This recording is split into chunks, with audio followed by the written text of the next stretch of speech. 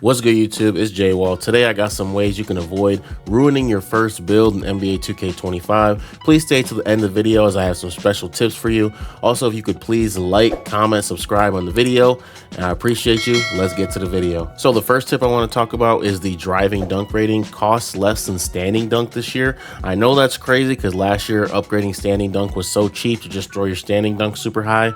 But this year, driving dunk is way cheaper than standing dunk. So this year, if you upgrade your standing dunk, it actually increases your driving dunk as well. But it's not tied together the other way. If you upgrade your driving dunk, it barely increases your standing. So you can see in this clip right here, there's a 40-point differential from your driving to your standing. So really think about that when you're making your builds. Like, if you're a popper, it's not worth putting your standing dunk up all the way. It's actually easier to just put driving dunk on your build than have your standing dunk maxed out, because it's going to be cheaper for your build and it's going to give you a lot more points to make your build more all around. And this also goes for guards too. Like if you're on a 6'8", 6'7", 6'6", maybe you don't want to upgrade your driving dunk that much and you're like, hey, I'll just throw some standing dunk on here, at least so I can dunk. You know, if you're on an ISO build, it actually is more expensive to upgrade your standing dunk because it's going to increase that driving dunk as well. So really think about this when you're making your build so you do not screw it up. Also, another common mistake is, as you can see here are all the driving dunk and vertical requirements. This year, make sure you're meeting the requirements if you're going for contact dunks. So for example, if you're a 6'3" guard and you're like, hey, I'm going to get these pro contact dunks. Also, don't forget that you can get these small contact dunks as well. Just make sure you're upping your vertical all the way up to an 80 and you can get the small contact dunks off too. Or for example, if you're a 6'10" big man, make sure you're meeting the vertical requirements as well so you can get those big man contact dunks. You just don't want to make a build specifically for dunking and then you're missing an attribute or you're one off or something. Just make sure you're double checking your build. So let's talk about tethering attributes. This is one of the biggest mistakes I see with a lot of people. A lot of my IRLs do this as well.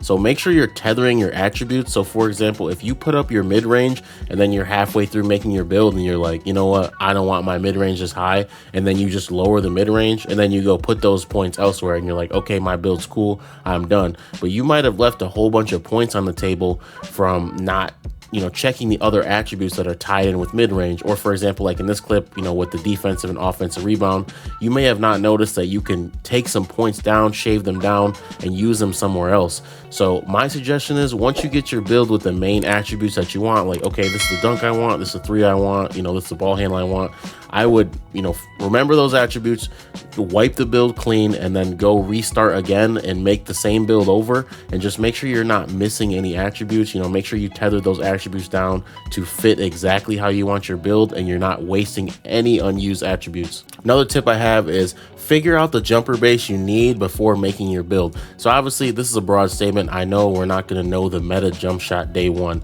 but if you see that a ton of jump shots are unlocked at a certain rating and you're like one off that rating, what you need to do is figure that rating out that you want, and then if you can't meet it with your 3-point requirements, then maybe upgrade your mid-range like how people were doing last year to whatever that is. It's a lot easier to get your mid-range to like a 92 or a 93 than it is to get your 3 to like a 92 or a 93. So just remember that when you're making your build. Try to make your build to fit all the jump shots in, because you could make your build and be screwed and not have any good jumpers to use. Also, I know I sound like an old head, like, oh, upgrade your mid-range, but you know, last year a lot of people broke the mold by upgrading their mid-range and they were able to unlock shooting badges that can go towards their 3-point rating. So, you know, they might upgrade their midi and unlock some sort of shooting badge that actually affects their 3-pointer as well, like Deadeye or, you know, something like that. So just keep that in mind this year. If you're not able to get a high enough 3, try to check out the mid-range, see if you're able to get that high enough to unlock certain jump shots or certain badges. So this year, when you're making your build,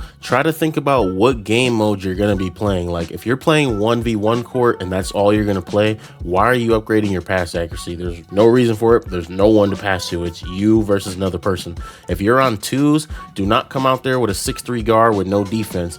Think about a build with defense and have some rebounding on it so you're able to get the board if you do get a stop. If you make a center and you plan on playing rec center with your friends, or you plan on playing pro-am with your friends, you're the center. You should have the highest pass accuracy on the court. I understand there's point guards, but at the end of the day, you're the one that gets the ball and you need to launch it up court on the fast break. So do not come out here with a 55 pass accuracy trying to launch it up court and it's flying out of bounds. So think about the game modes you're going to be playing.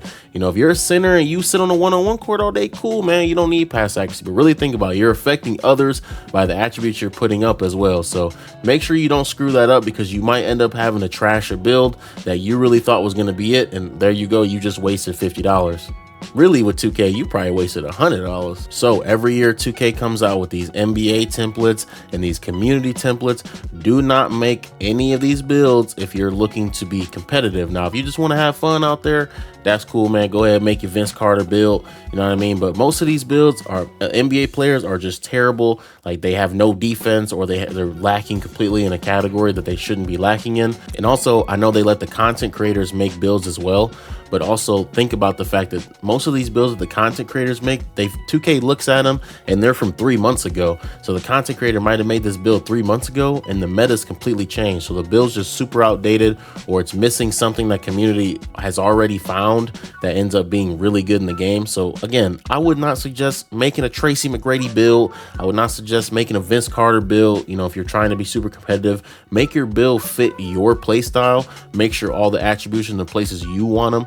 You know, don't copy a community day build. Honestly, even if a content creator drops a build, make sure you're choosing the attributes that you want. Like, yes, there is meta builds, but at the end of the day, if you're not good at stick dunking, do not put stick dunking, you know, contact dunks on your build, because you're going to be wasting your time. Please take all these tips we talked about today into consideration when you're making your build on Wednesday at 8 in the morning for the release of 2K25. Also, please subscribe to the channel. I really appreciate it, as I'm upcoming. I'm new to YouTube, so appreciate you so much. Please like and comment, and I'm out, bro.